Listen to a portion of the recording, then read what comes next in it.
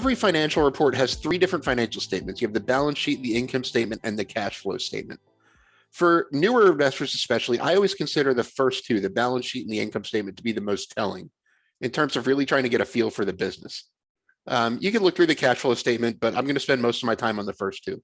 So on the balance sheet, the first thing to look at right here, and I think you can see my mouse on when I'm sharing my screen here, is the cash that a company has.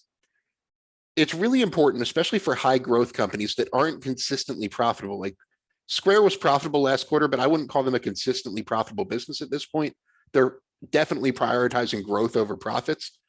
So you want to make sure a business has a ton of cash relative to their capital spending needs. Square has about $4.6 billion of cash, which is pretty impressive.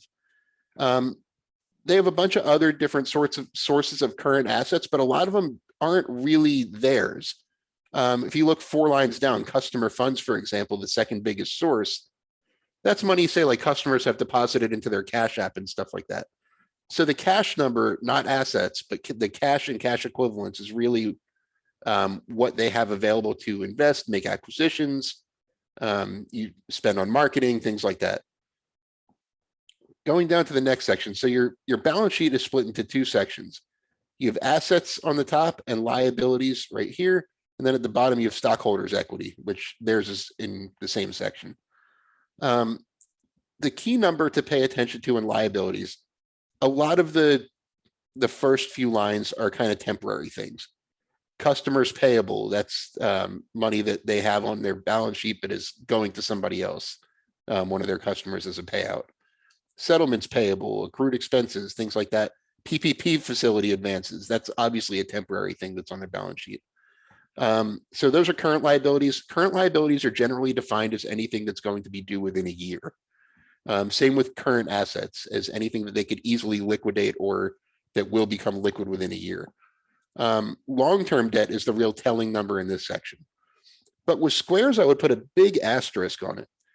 It looks at first glance, Square has $4.6 billion of cash and a little over $4.8 billion of debt. Most of that debt is at very, very little interest. You'll see on the next page what they're paying in interest, and it's almost nothing.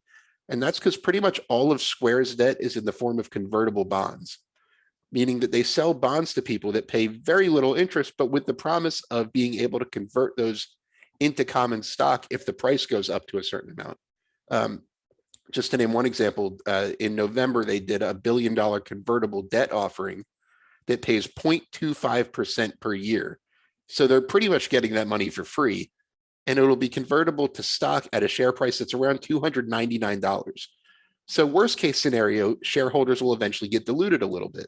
But for that to happen, your stock price has to go up significantly. So it's kind of a win-win for everybody. And in the meantime, they get this almost free capital to be able to grow with. So that's the kind of key points to notice on the balance sheet.